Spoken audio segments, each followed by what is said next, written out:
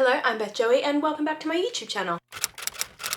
If you're new here, welcome. This is the channel where I paint my face, turn my camera on and talk about some books. Welcome to the second week of April, aka the second week of Magical Readathon and Realmathon, aka the second week of my full month of weekly reading vlogs. For a quick wrap up of the first week, I read 4 books in that week: Gallant by V.E. Schwab, Godkiller by Hannah Kaner, Really Good Actually by Monica Hasey, and Only a Monster by Vanessa Len, and got a total 177 points for my team in Realmathon, Team Cyrus, as well as being 2 steps through the alchemy side quest in Magical Readathon and 2 courses into my 3 courses that I have to complete for my career path in Magical Readathon. So what are we starting this week doing? This week we are jumping straight into the next part of the alchemy side quest, so we have to read the next selection and find out what the next prompt that I have to fulfill is. So if you're not already in the loop, Magical Readathon is a month-long readathon hosted by G over at Book Roast. It goes throughout the whole month of April and it's a very in-depth, like RPG style readathon is what I've heard people saying. I don't know what that means, but that's what people are saying. You create a character, you go to school, you complete all sorts of quests and courses in order to reach your chosen career path. For me, I'm an illusionist rogue, and it's my first ever time participating in real time with Magical Readathon, so I'm super excited for this month and I'm having a great month so far. As for Realmathon, it is again a month-long readathon hosted throughout April by Covers with Cassidy, or Cass. And the premise of this readathon is that you've got 4 realms that are battling for control, because at the end of the month, one realm, whoever has the most points, will be the only realm left in existence, because there are rifts that are like causing issues between the 2 realms, and all 3 other realms are going to disappear and that one realm will be the one left. So you're fighting for survival. I am on the team Cyrus, which is a sort of romance-based team, so I get extra points when I read romance books. But of course, neither of these readathons are super picky. You can kind of read whatever you want. The rules for both of these readathons are like, if you think it counts, then it counts. So that is what we're living by. But anyway, let's go find out what the next stage of the alchemy side quest is for Magical Readathon and see if we can get one of my Realmathon TBR books involved in that side quest. So I'm opening up the alchemy side quest now, and what's happened is I got a mysterious note from the alchemy professor asking to meet him.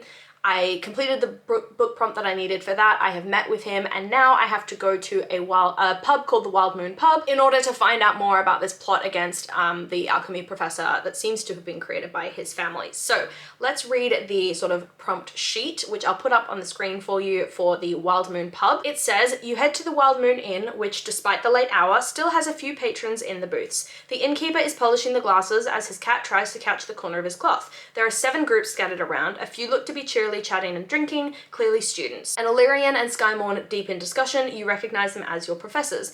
This leaves but 3 figures that are a little out of place. A cloaked figure in the corner scribbling away lost in thought, a small imp at their feet playing with a piece of yarn, a loud patron clearly in their cups, shouting to the bard's tune, waving his tankard, ale spilling out, and a studious-looking elf holding their bag close to their chest, eyes flitting across everyone, posture guarded, impatiently tapping their foot, glancing at their watch. Please go to the next folder to choose who you approach. So I can either approach the drunk guy, the cloaked figure, or the suspicious and tense-looking elf. I'm gonna have some fun, and I'm gonna approach the drunk guy. He sounds like he could be a laugh. So let's approach the loud drunk guy, or the loud patron, and see what he says. So I'll put the new prompt sheet up here, and it says, you approach the loud patron. They seem to be entirely unaware of the ruckus they are causing, happily in their cups, singing along to a melody that doesn't have any lyrics. They look good-natured and exclaim happily with their arms spread in a welcoming gesture as they see you approach. Ah, a friend, welcome, welcome, pal. Sit, let's have a wee drink. Every day is a joyous one if you just know what to celebrate. They laugh heartily and pat the seat behind them with a heavy hand. Before you even get to reply, they launch themselves into a fable about their adventures. You learn that they're not from around here and they love to take on little jobs here and there. Consider themselves to be a freelance problem solver by day and a jolly old bastard by night. Freelance problem solver. That sounds kind of relevant to what's happening with the alchemy professor, but let's keep reading. They laugh at that. Actually, they seem to amuse themselves greatly with each story. When you ask them about their current gig, they tell you, oh, I shouldn't be telling you really. But you can see they really would like to. All they say just now is that it's a shady little ordeal, but the rich blonde laddie pays well. So now we get to the choices. The first choice is you keep ordering him drinks and prompt him to tell you more. Somehow you feel no magic is needed here. And the prompt for this is to read a contemporary book, and then when done, I go to the more drinks folder. Or They seem chatty, but this could take all night. There's a quicker way, and even though you're not a master of charms, you think there is one that would work well on someone who's already intoxicated. You cast a suggestion charm to pry more information out of him. The prompt for this is a book recommended to me on an app, be it Goodreads, Amazon, or whatever, and when done, I go to the suggestion charm folder. I think I'm gonna offer this guy more drinks and prompt him to tell me more. No magic needed here, just do it the simple old-fashioned way. So the prompt for that is to read a contemporary book. So let me have a think about what could fit here. Okay, we're gonna change things up a little bit. The last book that I have to read as part of my coursework for the Magical Readathon is a book with clouds on the cover, and that is for psionics and divination. And the book that I selected for that in my TBR was Good Girl Complex by Elle Kennedy. This is also a contemporary, but annoyingly you can't double up books that are on your syllabus TBR with books in the side quest TBRs. So what I'm gonna do is I'm gonna read Good Girl Complex by Elle Kennedy for my syllabus TBR, and then for the side quest, I'm gonna pick up the sequel, Bad Girl Reputation, because obviously this is a contemporary as well. So I'm knocking two out here, and both of these are on my Realmathon. No, they're both on my monthly TBR for April. It's all very confusing because I got 3 TBRs running right now and it's messing with my head. But yeah, this is the plan. I'm gonna read this one first today, hopefully smash this out today because it's super short and it's a romance, so I'll fly through it.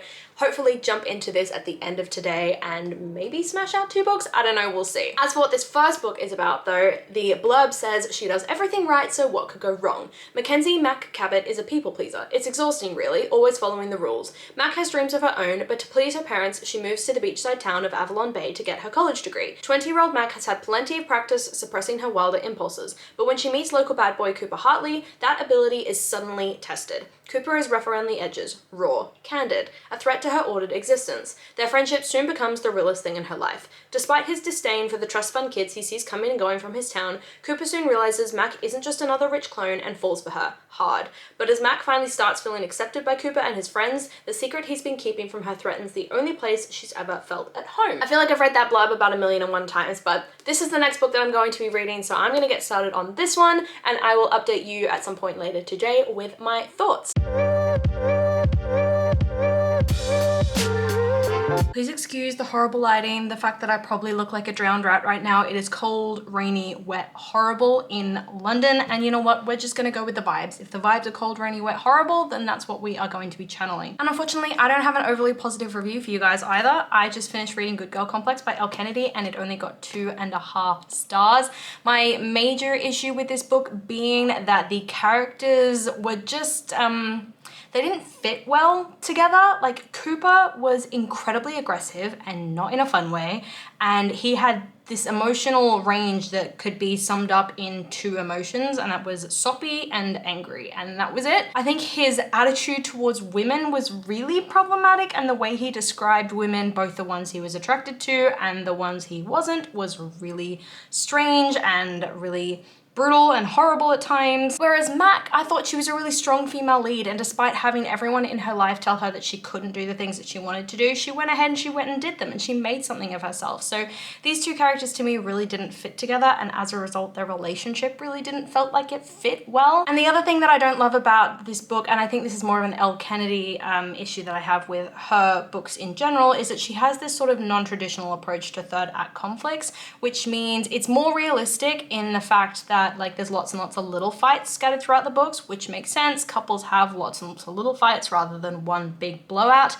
But it means that the tension and the angst and the anxiety anticipating that one big blowout is kind of gone. And then when that one big blowout does happen, because she still has it in there, it kind of feels like lackluster because we've been having fights all throughout the book, and it feels like the couple has been fighting more than they've been in a relationship, and it just doesn't feel like a well-formed relationship. But anyway, as for what I did like about this book, it had a very, very Outer Banks style setting, so I could really, really picture the grit and the ugly and everything that is this relationship between the townies, or the people local to the area, and the clones, which is like the rich kids who come into the area for like summer holidays. So that atmosphere and tension was really, really clear throughout the read, and I really appreciated that. Plus, this book was just all too addictive. Just an enjoyable, like, addictive read, but I don't think that always makes it a good book, just the fact that I can sit and read it in one sitting. So yeah, this got 2.5 stars. Sorry for the very quick review. My camera is running out of battery, but I just want to say that I've just started Bad Girl Reputation on the way home from work today. This follows the brother of the main male character in Good Girl Complex. They are twin brothers, and it follows him and a girl that he had a very, very tumultuous past with, and then she disappeared for a year without any word, and then all of a sudden her mother has passed away and she's come back for the funeral, and they bump into each other again, and they have to deal with their past and their very messy relationship and everything that they felt in the time that they've been apart. So this is what I'm reading at the moment. This is going to get me back on the track for Magical Readathon, the quest path, now that I have finished Good Girl Complex, which was me finishing my last course for Magical Readathon. But for a quick Realmathon update, this book got me 10 points for being a genre from my realm, so romance. It got me 10 points for being between 201 and 400 pages, 10 points for being published by an indie publisher, Piatkus, 6 points for having a source of light on the cover, the sun, 6 points for being able to spell my name on the book, definitely can, it's all over there, 4 points for mental health rap, 2 points for multi-POV, and 1 point for buddy read, because I spent the entire day with Tat yesterday reading books together. That is my update. Sorry it was so speedy because my camera's running out of battery, but I'm gonna get stuck into reading some more and get some editing done because I'm massively behind this week, and I'll see you guys in my next update.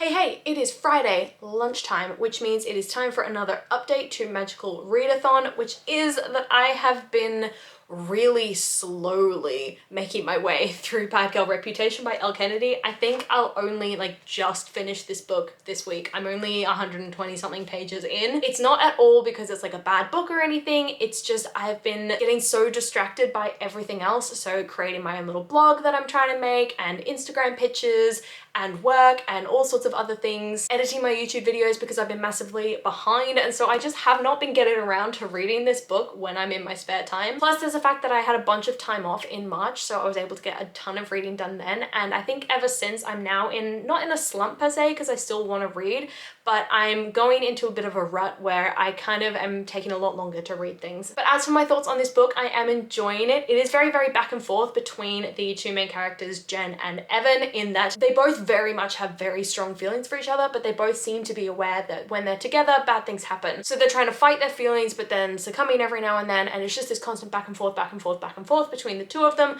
arguing with each other about whether or not they should be together. And don't get me wrong, I'm here for the ride, but I really, really hope that it stops at some point because I'm not going to enjoy a full book worth of back and forth pining. The one issue that I think I am having with this book is that the disrespect for women that was very, very present in the previous book in Cooper's character, which is Evan's brother, is still very present in this book as well. Evan doesn't seem to respect when Jen makes her own decisions and when Jen tries to make it clear that she doesn't want him involved in something. He tends to insert himself into things that she has very much made it clear that she doesn't want him in. When we're in his POV, he's very much saying, oh, I know the real her, like this person that she's trying to be isn't really her, blah, blah, blah. I know the real her and she's this crazy lady. Whereas in Jen's POVs, she's like, I'm really trying to reform and be a good person because everything that I was before when I was with Evan was completely out of hand and very destructive. So I'm not liking that Evan's not seeing the fact that she's trying to change and she's trying to become better, and then he's trying to sort of force her back into the person that she was. And that's about 120 pages worth of this book dealing with that situation. And I think only now is Evan starting to go, okay, I think she actually wants to change, so maybe that means I have to change too. All in all, it's just a very destructive kind of self-sabotaging relationship, I guess, and I'm not 100% keen on it. So this might be an Elle Kennedy series that I don't love, which is sad because I loved the off-campus series so much. I thought those heroes were so supportive and so amazing with their respective heroines, but these two brothers, the Hartley brothers, just aren't doing it for me. But anyway, I've got a ton more to read of this book today and a ton of work to do, so I'm going to smash into the rest of the work day, smash out this book, and hopefully get it finished tonight, and excitingly also be participating in the Magical Readathon all-nighter that is happening this weekend. Now, I don't know if G is really serious when she says all-nighter, as in everybody is staying up all night, but I will be. I am setting myself up like an airbed out in the lounge so that I can have somewhere comfortable to like sit and chill, and then if I do fall asleep, I've got a bed to sleep on, and I'm going to stay up all night and I'm going to get as much reading done as I possibly can. So that starts at 2 p.m. on Saturday. I'm going to have all the audiobooks with me if I can, because I know that'll stop me from falling asleep, because obviously reading will tire out my eyes and it will make me want to sleep. I'm going to have lots of tasks that I can do while I'm listening to my audiobooks, so creating my reading journal, maybe get get a puzzle out, all those sorts of things. Anything to really keep my mind active. I'm honestly so excited for it. I'm gonna get so many energy drinks and so many like sugary drinks and snacks and everything as well to keep myself awake. But it's a whole thing. I'm super getting prepared for it. I'm super excited for it. So that is starting tomorrow. But yeah, as for today, I need to get back to work and finish this book. So I'm gonna go do that and I will talk to you guys in a little bit. Hey, it's Saturday morning. I just want to say apologies in advance for the lack of enthusiasm that you are going to be seeing from me today, because I have the worst headache imaginable, and it's the worst timing as well, because all I want to do is go to bed and sleep this headache off. But of course it's the Peace Talks for Realmathon this weekend, and it's the all-nighter for Magical Readathon, both of which are things that I really wanted to participate in and make the most of, like the extra points, especially for Realmathon.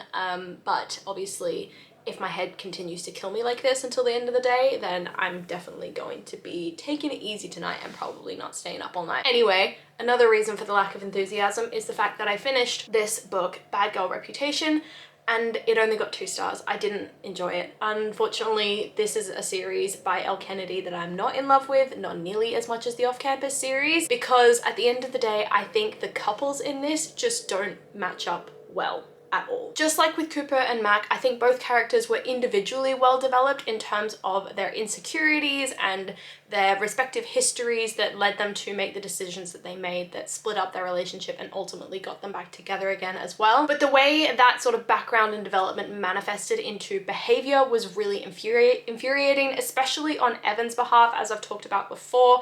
His attitude towards women and towards Jen in particular, especially around the fact that he's always saying, you know, I know her, I know the real her. This person that she's trying to be, this good girl that she's trying to be, isn't the real her. When she's just trying to be a better person, she's trying to reform, she's trying to give up her vices and everything that end up leading her to make bad decisions. And he kind of acts as a roadblock for a lot of the start of the book, and then he finally about halfway through decides that he's going to reform as well and become a better person, and all of a sudden he does this big 180, and that immediately somehow makes Jen fall in love with him again, despite no like history or track record or anything of good behavior from Evan, and despite him doing multiple things that are very problematic, like showing up on dates and causing disruptions and being rude to her and to people around her. All of a sudden she falls back in love with him again because he signs up to a Big Brother program and he's nice to a kid for like a couple of chapters, and she decides to give him another chance, and then this romance sort of just appears, which is my way of saying I think in this story the romance really leaned too heavily on the promise or the sort of belief that you had to have as a reader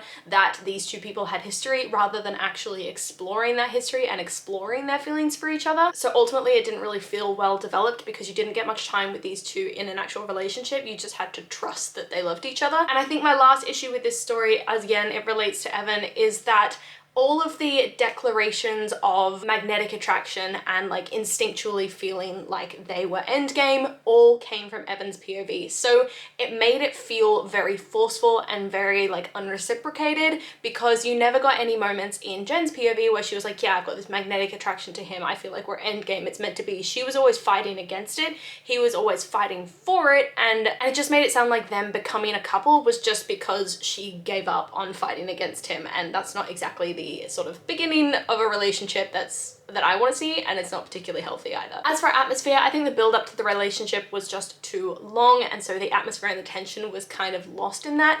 And plus, I think this book relied too heavily on the fact that the reader remembered the atmosphere and the tension in the previous book, that sort of Outer Banks style atmosphere and the tension between like the townies and the clones. None of that was really discussed or delved into this story, and it's something I really enjoyed about the previous book, so it was kind of disappointing to not see that bleed into this one as well. Instead, the sort of tension, I guess, was between the cops and the townies, and it felt like a bit of a stereotype, and it really felt like it was kind of just thrown in there to add some tension and to make a difficult situation rather than being properly fleshed out. Like, the cop was just a dick. There was no explanation for why. As for writing, I think it was fine, but it just didn't have the same tension and angst and suspense, or, you know, the gooey feelings that you get in your belly with romances that like the Off-Campus series had. As for plot, I've talked about it already. I think the romance took way too long to build up, and it meant that the whole thing just felt like it dragged on. As for intrigue, I think the fact that it took me like 4 or 5 days to read a 300, almost 300 on the dot page book says a lot about my level of intrigue, because this usually would be something that I would smash out pretty quickly. But because it took me multiple days, I just kept getting distracted by other things that I wanted to do way more than read this book. Logic I don't really want to talk about, because I don't think that Evan applied any logic or reasonable thought in his pursuit of Jen. He just went completely off kilter, and I don't think Jen applied any logic or reasonable thought in finally allowing Evan back into her life. You know, she just saw him act nicely one time to a kid and was like, oh, all of a sudden he's a good guy now and therefore I can date him. So that comes to enjoyment. Unfortunately, this wasn't an enjoyable read for me. It got only 2 stars. I'm glad that I am able to sort of knock this series off my TBR. I'm not going to be continuing with the rest of the series, because as much as I love the idea of the sort of reformed player that is happening in the next story with Tate, I usually love a lot of the tropes that were in Bad Girl Reputation and Good Girl Complex, like reformed bad boy and these sorts of things, and that just didn't really turn out or pan out as well as I wanted it to. It wasn't well executed in my mind, so I'm not gonna continue with the series. But anyway, that is the next part of my Magical Readathon quest done. As for Realmathon, I've got the points up on my phone here. So I get 10 points for Bad Girl Reputation being the genre of my realm of romance. I get 10 points for it being between 201 and 400 pages, 10 points for it being published by an indie publisher, Piatkus, 6 points for source of light on the cover because there's a big old bonfire. I can spell my name on the book, so that's another 6 points. Mental health wrap, definitely, that's 4 points. Multi-POV, yep, 2 points. And buddy read, I was reading this with my friend Tat, 1 point. That's that book done. Let's go to the next stage of the quest and find out what's happening next. So as an update, I'm in the Wild Moon Inn currently, and I chose to approach the loud patron who was in his cups, who was drinking a lot, and I decided that I would read a contemporary in order to try to get more information out of the guy by giving him more drinks. So I've done that, and so now let's find out what the next stage of the quest is. It says, you keep at it for what feels like an hour, trying to steer their stories to the current job, but they keep getting distracted either by their own stories, a song, or someone else in the inn. Eventually, however, they let their guard down entirely, spilling it all. How they were approached in an alley, all shady-like, by a cloaked figure who seemed keen to find someone who's not known around these parts. Now, I am not one to meddle in serious shady business. Slightly shady, I am all in. They laugh, taking another gulp of their ale. But seriously bad stuff? Nah, pal, not for me. I was about to tell him that, I was, but the laddie pulls out a bag of coin bigger than a mountain's dragon ball sack, if you ken what I mean. And all I need to do is pass on a letter. Who am I to say no to that? They bellow another laugh, slapping his knee, and falls off his chair. You expect them to stand up, but instead you hear a snore. This is your chance. You lean down and pretend to struggle to hoist them back into their seat, but instead search their jacket, pockets, pouch until you find it. The letter. It has the blue ink seal on it. This is it. Head back to the alchemy classroom. So, we're going to go back into the alchemy classroom, or run outside is the next prompt, and there are 2 options here. I can read the quest sheet, and then there is an incriminating letter. So let's read the quest sheet and figure out how the letter factors into it. It says, you run outside of the Wild Moon Inn and turn to head back to the academy, but hesitate. The letter is right there in your hands. Should you peek inside? The curiosity gets the better of you. It takes you a second to break the protective magic around the seal in a way that you can replicate it after, and you open it. Okay, so let's open the letter. The letter says, Dear Elders of Aurelium, it is with a heavy heart that I write to you regarding my brother, Auburn Bluewing. It is my understanding he has recently been employed by yourselves as your professor of alchemy. My dear brother has always been so incredibly clever, but I am afraid that in recent weeks his curiosity has gone too far. It is nothing short of extreme concern for the safety of your students that drives me in writing to you, even knowing the terrible repercussions this may have for my beloved brother. You seem to really care about that, but anyway. I know that you are aware of Auburn's past, and as a family we are eternally grateful for not letting it cloud your judgment, but I am afraid that his old ways may have found him again. I have it under good authority that he is currently in possession of the Deathglow Regent. I won't patronize you by stating the obvious, but Deathglow can only be obtained via a complex transmutation process which cannot be completed without the remains of the recently deceased. Ugh. Auburn's blatant disregard for the morality of magic makes me fearful of what other lines he may cross. The material in question is in his office. Ultimately, the decision of what needs to happen next is in your hands, but I wanted you to be aware of this or else I could not sleep soundly. Sure, and how do you know it's in his office? Anyway, lastly, I would appreciate it if this could be dealt with in a discreet manner. Of course. Our family name has suffered enough at the hands of my brother, and we would very much like to keep this incident under wraps if at all possible. We are more than prepared to be given custody of him so that we may support his recovery back to his regular self. Thank you for your time, Roperless Bluewing. Of course you want custody of the guy, because you don't, like, this isn't actually true, you just want him back, but Anyway, we'll go back to the sort of transcript and find out what happens next. Wow, these are some serious allegations. You have, of course, heard of the death glow. It's an amplifying material that is extremely valuable. However, the means of making it are beyond unethical. See, to make it, not only must you use the remains of somebody, but they must also die at your hand. In the easiest terms, it's just a massive no-no. Could the professor actually be guilty of this? The rumors of his past are somewhat of an open secret between the students. You know he has meddled in magic that should not have been meddled in, but it was largely due to the influence of his family. It would make sense that his family wants to force him to go back to them. He's a mage of immense power. A lot of potions, transmutations, schematics are too complex for most, but not him. On the other hand, what if this is true? Is it not your responsibility to make sure the elders know this could be the case? Professor Auburn has trusted you with this. He doesn't seem to be someone capable of such atrocities, but how well do you really know him? What do you do? So now we get to the choices. The first choice is, I must give this letter to the elders. If there's a chance this is real, it's the right thing to do. And the prompt is to read the oldest book on my TBR, and then when done, I go to the elders folder.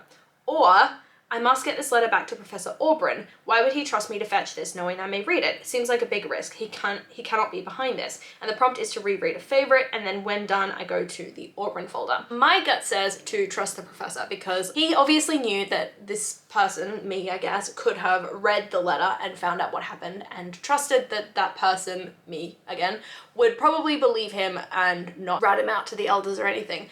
Plus, I'm very, very suspicious about like the manner of the letter that was found with this drunk guy. You know, the family saying, just give him back to us, keep it discreet, keep it on the down low. There's a lot about that letter that doesn't sound right to me. So I'm going to reread a favorite and go and trust the professor, but now I have to find out what favorite I'm going to reread, because I don't really want to reread anything right now. I don't want to reread a full book because I'm trying to smash out my actual TBR, but anyway, let's find a book and I'll be back in a second. So I do technically have a reread on my TBR for this month, and that is The Cruel Prince by Holly Black, but it is by no means a favorite. So I don't think this really counts. So what I'm going to do is instead reread a book that I really love but won't take me very long to read, and that is Heartstopper by Alice Oseman. This is a book that I always pull out at about readathon time because it's super quick, super easy to read, and I know I love it. I'm going to reread this book. I've read it probably about 6 or 7 times, but I still love it. As for what it's about, it follows Nick and Charlie, who are 2 guys in high school. Charlie is now openly gay at his school, but he was outed and he suffers from a lot of PTSD from that experience and the bullying that he faced as a result of that. And Nick is a guy that befriends Charlie because I think they end up in the same form group and they get along, so they become friends. He's very much a man's man, macho guy, like he plays rugby and everything. He's a bit of a lad and he's always thought of himself one way as a straight guy, but his relationship or friendship with Charlie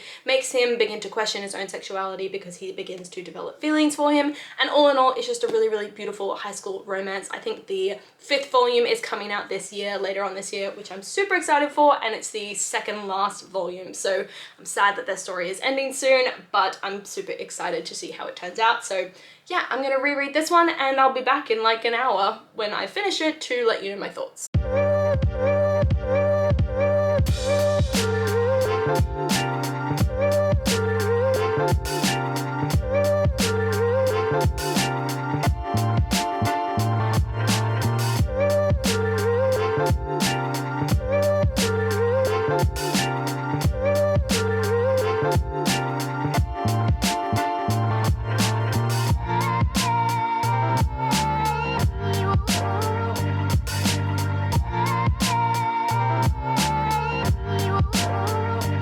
Still Saturday, except it is 3:42 p.m. I'm not gonna lie to you guys. My last update to you was like 11 a.m. I think, and I read Heartstopper immediately after that, and as always, super love this book. Like this book, honestly, this book gives me all the gooey feelings because it's just so cute. I have nothing to say other than that I love this series. It is amazing. It is just beautiful illustrations, really well like characterizing those flirty, nervous moments. The characters are just so lovable and their facial expressions, despite being simple, are so expressive. And anyway, I smashed out this book and then very promptly had a nap because this migraine has done a number on me today, and I was struggling to keep my eyes open without my eyes watering because of how much my head hurts. But anyway, I've had a nap, I've had some food, I've had some paracetamol, I'm feeling better slightly, and I've been watching a couple episodes of Outer Banks because reading the Good Girl Complex and Bad Girl Reputation series has kind of made me want to watch the show again, which I guess is a tick in this series' favor, but Still not a huge fan, but anyway, let's go to the next stage in the alchemy quest and find out what we're going to be reading next. So got my laptop out, let's find out what the next sort of puzzle bit is. So we've read the letter, we've believed the professor, so we're going to click on the Auburn folder. And then, oh wow, there's a lot of like options and choices in this folder. So let's open up the transcript. I'll put it up on the screen as usual and let's find out what it says. You take the letter back to Professor Auburn. As he sits behind his mahogany desk, emerald fire quietly crackling behind him, his face betrays his worry. Are you okay, you ask carefully. Yes, he replies, clearing his throat. This is disturbing. You must know what Deathglow is. It's not a material I want anywhere near me or my students. I know of a way to destroy it, but I worry about the means my family seems to be ready to go to force me out. You can tell by his face that the worry is not for himself, but for those who get hurt along the way. With this alone, you feel like you made the right decision. There is no doubt he is not involved in this. You're about to ask if he knows where it could be, a chill running down your spine at the thought of Deathglow in the room, as he starts conjuring alchemical spheres of complexity you've not seen before. It slowly twists and turns as he mumbles incantations, eventually becoming the outline of the very room you're standing in. A cool breeze builds up and sweeps around the room, and then nothing. He doesn't look surprised. My family may be cruel and careless, but thoughtless they are not, he says, putting his wand back in his cloak pocket. They would have protected the vial from detection via scrying or any other spell, but the good news is it means it will not be disguised as anything else. So, he gestures around with his arms spread. Good old manual search it is. Thank you very much for retrieving this letter. I'm sure it was not an easy ordeal. I know it is late, but I would really appreciate the help in finding it. You'll know it when you see it. Magic like this, well, you'll just know. You look around at the chaotic room, this could take a little while. So the action here is to pick a spot to check, and once you've completed the prompt, open the folder for that location to see if you find the Deathglow. If you do not, I have to pick another spot until I find it. There are 6 spots to check, so I could end up reading 6 books before I actually progress, but the spots to check are inside the empty cauldrons, which would be to read a thriller, on the bookshelves, which is to read a book from a middle shelf, on the desk, so a book that has furniture on the cover, in the ingredients cupboard, so a book with a 4-word title, plants and pots, or book with plants on the cover, or floorboards. The author's name has a letter Z in it. I think I'm going to search the bookshelves and get a book from a middle shelf because conveniently, my TBR cart in this very room, the middle shelf of that is where I keep all my books for the TBR for this month. So I'm gonna pick a book off of the middle shelf of my TBR cart. Okay, so here is my TBR cart. 3 shelves, and this is the middle shelf. So this is all the books that I'm supposed to be reading this month, and then a wedding planner and my old book journal. So just these 5 books to pick from, and I know I have an audiobook for this one, so I think I'm gonna go with Not a Happy Family by Shari Lapina. Okay, so we've got Not a Happy Family by Shari Lapina. I have an audiobook for this one, so that makes the read a little bit easier, a little bit quicker, and if my brain starts hurting again, I can just listen to it rather than reading with my eyes. So I'm gonna be searching the bookshelf. And as for the blurb for this book, it says, in this family, everyone is keeping secrets, even the dead. In the quiet, wealthy enclave of Brecon Hill, an older couple is brutally murdered hours after a tense dinner with their 3 adult children, who, of course, are devastated. Or are they? They each stand to inherit millions. They were never a happy family, thanks to their vindictive father and neglectful mother, but perhaps one of them is more disturbed than anyone knew. Did someone snap after that dreadful evening, or did another person appear later that night with the worst of intentions? That must be what happened. After all, if one of the family were capable of something as gruesome as this, you'd know, wouldn't you? I love that it ends that blurb with a question. It makes it so much more involved, so I'm going to be picking up this book, hopefully smashing it out today so I can give you my thoughts later on this evening. And yeah, we're going to jump right into the next part of the quest.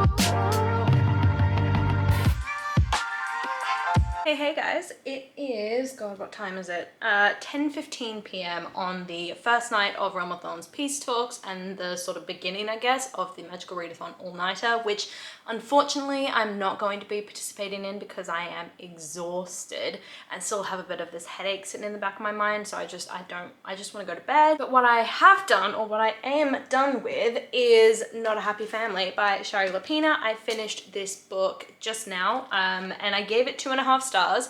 There are definitely elements of this book that I really, really liked and that I think were really, really good, but then ultimately I think the elements of it that were missed out on or potentially not developed in the way that I thought they could have been were what let the story down. So let's go through the review using Corpile, as I always do. Firstly, let's talk about the characters. I think the characters were really well developed, but also entirely unlikable. From the older sister, Catherine, who definitely dealt with kleptomania, to the middle child, Dan, who was basically stalking people constantly, to Audrey, the aunt, who was basically intent on sabotaging her own family so that she could get the money that she felt like she was entitled to.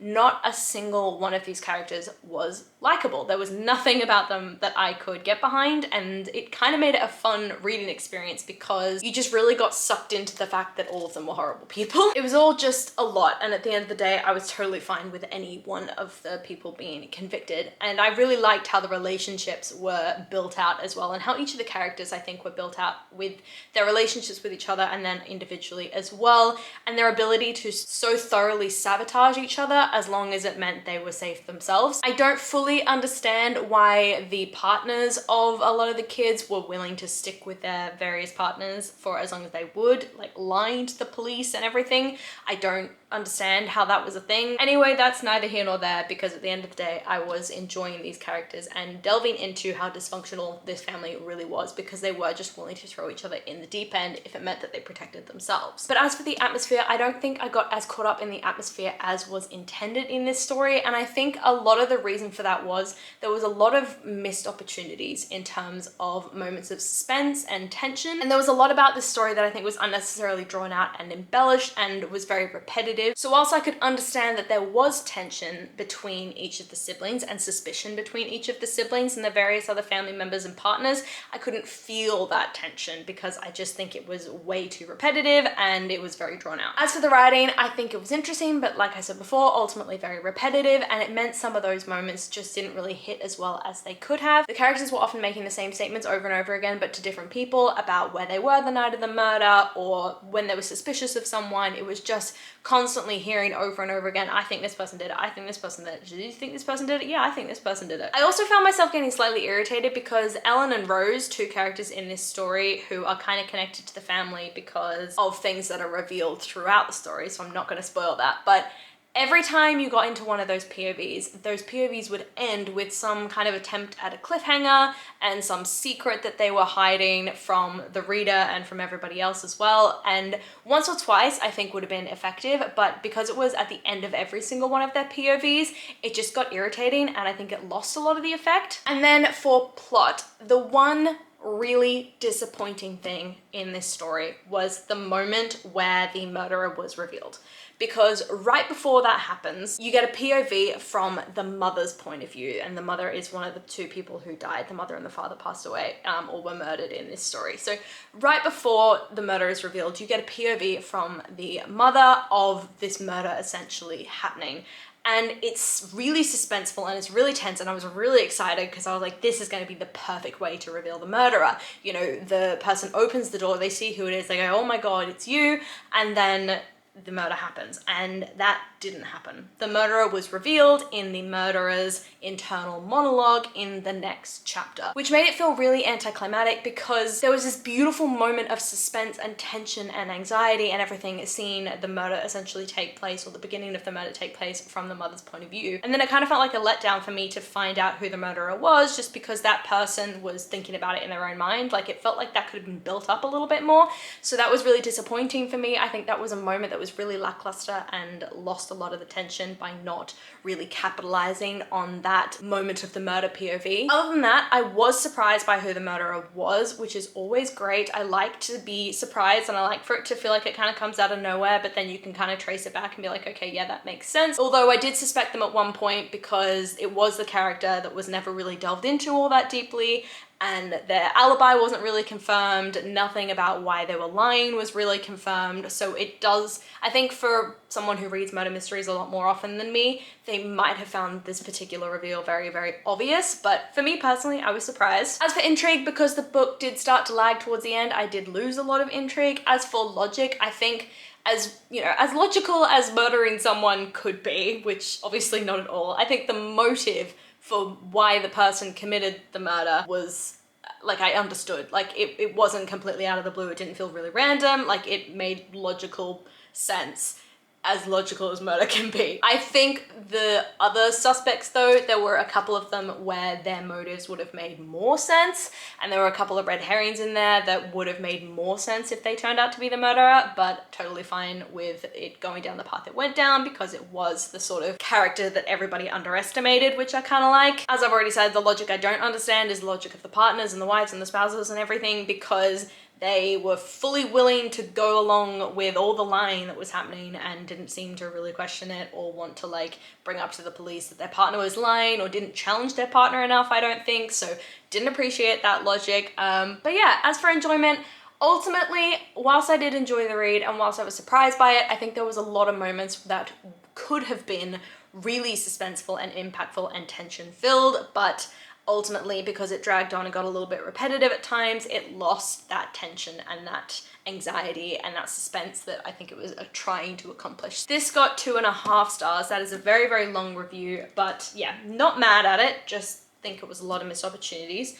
So now we've got to find out whether or not we found the death glow on the bookshelf. So let's go into the folder on the Google Drive and see if the bookshelves is where it was hidden. So we'll double click on it and click on the bookshelves note, and it says, this one took a while because it's impossible to not get distracted by all of these amazing tomes. There was a whole section on Willow Grove. Did you know that if you digest it underwater, you can actually fly the next day? How random. Also, very much note taken. There were a couple of books that were hollowed out and you thought this surely would be the spot, but it seemed like a place where previous students had hidden their mistakes. One failed potion could only be described as cement. Another one had a love letter. You try not to think about the fact that it seemed like the last one. Unfortunately, the forbidden death glow was nowhere to be found. Onto the next spot. Okay, that is not where the death glow was. So now we need to go back into Aubryn's study or his office and find somewhere else that we can search. So the options are, as a brief reminder, because I can't remember them, I can search inside the empty cauldrons, and that's read a thriller. I can search on the desk, and that's a book that has furniture on the cover. I can search in the ingredients cupboard, and that's a book with a 4-word title. I can search the plants and pots, which is a book with the plants on the cover, and I can search the floorboards, which is a book where the author's name has the letter Z in it. So let's take a look at my TBR for the month and see if we can find another book on the TBR that matches one of these prompts, and hopefully we can match that up and it'll be successful. Okay, so there are 2 main books left on my TBR, and that is The Cruel Prince by Holly Black and The Book Eaters by Sunyi Dean. So looking through the prompts, the only one that I can really match up with these books is a book with a plant on the cover, and that's The Cruel Prince, because obviously you got all these branches and everything, so that's a tree, that's a plant, makes sense. So I think we'll be reading The Cruel Prince next, and hopefully this book will get me through to whatever's happening next. As for what this is about, the blurb says, of course I want to be like them. They're beautiful as blaze forged in some divine fire, and Carden is even more beautiful than the rest. I hate him so much that sometimes when I look at him, I can hardly breathe. One terrible morning, Jude and her sisters see their parents murdered. The fearsome assassin abducts all 3 girls to the fairy court, where Jude soon realizes that to survive, she needs to be as cunning and deceitful as the Fae themselves. But the stairway to power is fraught with shadows and betrayal, and looming over all is the arrogant and charismatic Prince Carden. So I have actually read this book before, and I think when I first read it, my rating wasn't great. Let's find out what that was. Okay, so the first time I read it, I gave it 3 stars, which isn't bad, but it's not great, obviously. But I do want to read it again because I want to finish this series. So let's get into this story. I will update you maybe halfway through because it is does look like a longer book. How many pages is this? It's 370 pages, so it's one of the longer books that I've read so far, which I know it's still only 370, it's not that bad. But anyway, let's get into the story, and yeah, I'll update you halfway through maybe. So yeah, let's see what we think.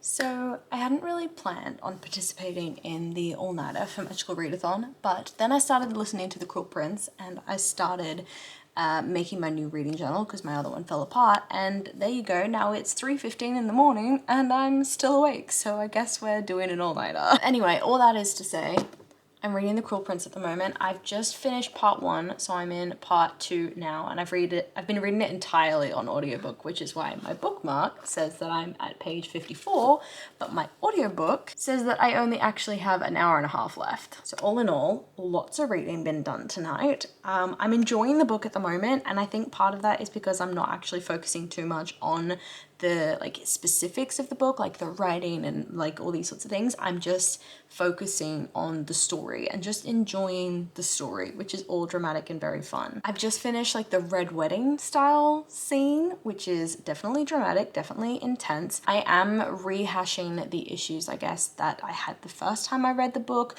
which was I have found that I don't love bully romances. I don't mind like enemies to lovers and I don't mind hate to love, but bully romances really I struggle with because there's a lot that goes on between Caden and Jude that is just not okay, just flat out not okay. It's straight up bullying and like psychological torture, and I can't in my own mind go from that to a romance unless there's a lot that happens in the middle, and even then like I struggle. So I don't think I'm gonna really be able to finish this series really rooting for any kind of romance between those two, but we shall see as I make my way through the rest of this book and jump into the rest of the series, which I'm not going to be doing tonight because there's no way the rest of the series fits with the rest of the prompts for this thing, just in case what I've chosen, which is the one with plants on the cover, which I'm searching like a plant pot or something, if that doesn't result in finding the death glow, I think it's called, I'm gonna have to read other books, and none of the next books in this series fit into the prompts for the other searching spots. Anyway, sorry, my brain is so tired because it's 3 o'clock in the morning and I'm not used to staying up this late. Plus I'm really, really hungry, so I'm gonna go make myself like a sandwich or something simple because Ben's asleep and I don't want to wake him up. But anyway, that is my very, very quick, easy breezy update. I am enjoying my read, but I think that's because I'm not paying too much attention to it because I'm doing my reading journal and I'm very delirious. So yeah, I'm gonna keep reading.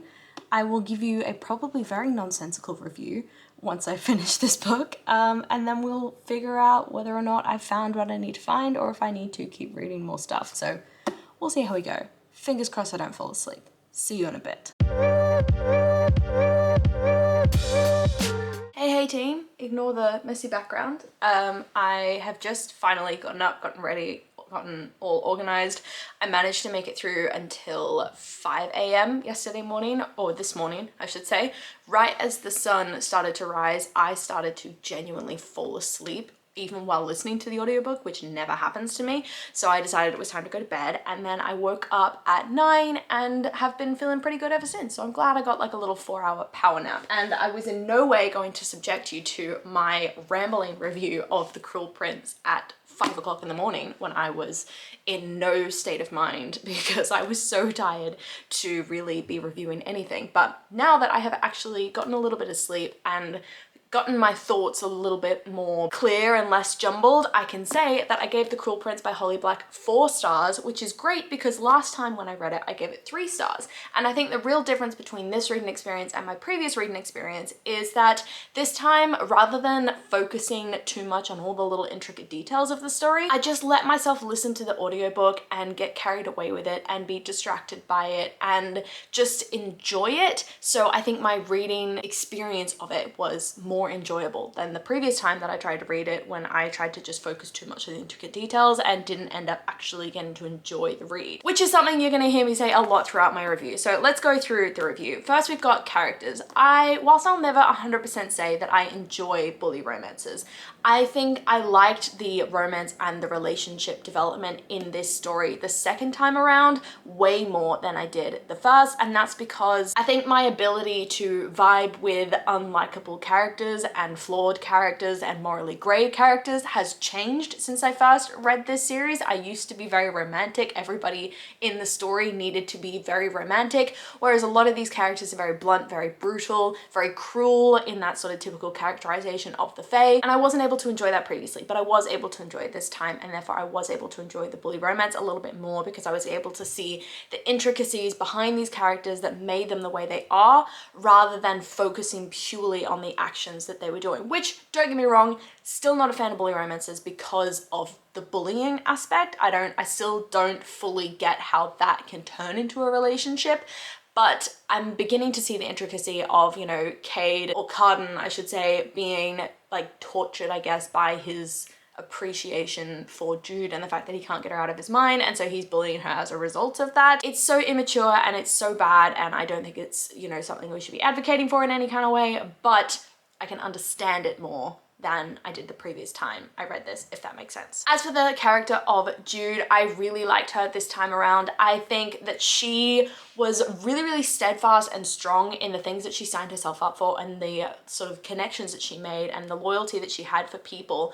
But she was also very much a YA character in that, and very much acting her age as a young woman, in that she would very easily get manipulated and very easily follow the wrong person and would learn from those mistakes because she's so young and she's not supposed to have the life experience to be able to see the red flags that pop up with these various people that ultimately betray her. So I really like the way that she grew over the story and how those experiences really shaped her sort of jaded perspective of the royal family and the sort of political system at play and her own family as well. As for Carden, I think he was dark, scary, and every bit Fae in terms of what you usually imagine Fae to be, the sort of cruel, cunning, mysterious kind of character. And I'm looking forward to him getting explored a little bit more because he obviously comes from a very toxic family environment, and that's obviously manifested in the way that he is very cruel, but I'm hoping to see Jude's influence bleed into him a little bit more over the rest of the series. As for the other characters, everyone else was kind of just a side character. There was no one really developed in any special way. I think Malik maybe got a bit more time than anybody else did because he was kind of one of the big bads of the story, but the sisters, for example, were only there to cause complications or, you know, have sisterly moments with Jude, and I don't think there were enough sisterly moments to really make me feel the betrayals that happened throughout the story as strongly as I think I was supposed to. But all in all, great characters. As for the atmosphere, I think because I just let myself enjoy it, it was very atmospheric, and I was really able to picture the court and the cruelty and how beautiful but also dangerous it was. As for writing, it was definitely very YA in that it could be immature and a little bit cliche at times, but I didn't mind that because, again, I was just enjoying the read. As for the plot, I think it was a really good setup to the trilogy. It introduced a very corrupt royal family, a very corrupt power system, very corrupt political system, and a very corrupt sort of underbelly that was running through, or it's this undercurrent that was running through the people just below the royal family, and their attempts at gaining power and everything were definitely interesting to explore in the plot. I liked that Jude had this sort of orphan mentality that definitely evolved throughout the story as various reveals and betrayals were made, and I was really surprised at the end of the story by who became king because I'd forgotten that aspect from my first read. So it was a very surprising moment, and it was a very jaw-dropping moment. I thought the way that it was revealed definitely made the most of that suspenseful tension in that sort of scene. So yeah, as for intrigue, as I said before, because I just enjoyed it, my intrigue was sky high because I was just letting myself just enjoy the read. And as for logic, I think the one piece of logic that I struggle with in this story is the father's or Malik's decision to take all three girls. Vivi, I understand that's his biological daughter, but I don't fully understand why he took Taryn and Jude. And I know that that had to happen obviously for the story to take place, but it wasn't really explained well, other than he just felt like he had to because it was the right thing to do. But then that particular character later on in the story reveals that he doesn't really care about the right thing to do, he just cares about power, and taking on these two human children would have potentially impacted his grabs at power because he was tainted, I guess, by the fact that he had these human daughters, and that's obviously, like, the Fae don't respect humans, like, what they wouldn't necessarily think that as a good thing. So I was a little bit confused by that, but other than that, the magic system was clear, the world system was clear, the political system was clear, so really appreciated all of that. And as for enjoyment, yeah, I really did enjoy my read because I just let myself enjoy it rather than thinking about it too much. So that is the last read for week 2. For Magical Readathon, that means I can search the plants and pots to find out if that's where this hidden, I think death glow is what it's called, substance is. So let's search the plants and pots and find out. And I'm already getting the impression that we haven't, because there's no sort of folders extending on from this one. So let's read the folder, and it says, a lot of plants growing in this room. We do use a lot of fresh leaves in potions, so that does make sense. But it also allows plenty of opportunities to slip something between the leaves. The amount of gum. Ew. Someone hid their melted ladle in the moonbells. Hilariously, the shape made it blend in really well. The hardest spot to check was the vines hanging from the ceiling. Not just because they're quite high up, but because they sense you coming and rustle quickly to the side. The search did not leave you with much other than lots of dirt under your fingernails. On to the next one. I did not find the death glow and the plants and pots. Now, in next week's vlog, I'm going to continue my search and read more books to hopefully get to just the next stage. I don't want to have to go through all 6 like searching spots in order to get through the next stage, but we'll see. As for Realmathon, let me get my score sheet up so I can tell you how many points I got for this read. For The Cruel Prince, I read it during the 48-hour peace talk, so I get 10 points for that. It's the genre of my realm. This is a fantasy romance, so 10 points for that. It's a hybrid genre, 10 points for that. Indie publisher, I believe Hotkey Books is owned by Bonnier Books, which is an independent publisher. It's not one of like the big 5. So I get 10 points for that. It's between 201 and 400 pages, so I get 10 points for that. I can spell my name on the book, so that's 6 points. It's got mental health rep, definitely, so that's 4 points. It's a YA or middle grade, that's 3 points. It's out of my comfort zone because bully romances are definitely not in my comfort zone, so that's 2 points, and it's got a map, so that's 1 point. Here on the screen is how many points I got for The Cruel Prince, but that is the end of week 2. I hope that you guys are having as successful of a reading week, if not better. Please be better than mine, because I've definitely not had the best reading week. It's ended on a high, but I had some duds at the very beginning, so I hope that you guys have had an amazing week 2 of April. Do let me know in the comments down below if you're participating in Magical Readathon and Realmathon, how many points you've got for your team, whether you're doing the quest, whether you completed your studies, all that kind of thing, or just let me know what you're reading at the moment. Come and let me know in the comments down below. I love talking to you guys, and I do my best to reply to every single comment. I really hope that you enjoyed this video, and if you did, please do let me know by liking, subscribing, and hitting that notification bell all down below. It's a super easy way to help my channel grow. I am exhausted. I am gonna keep reading for the day, but I do need to get an early night tonight for some sleep, so I will see you very soon in my next video, and I can't wait to see you there. Bye.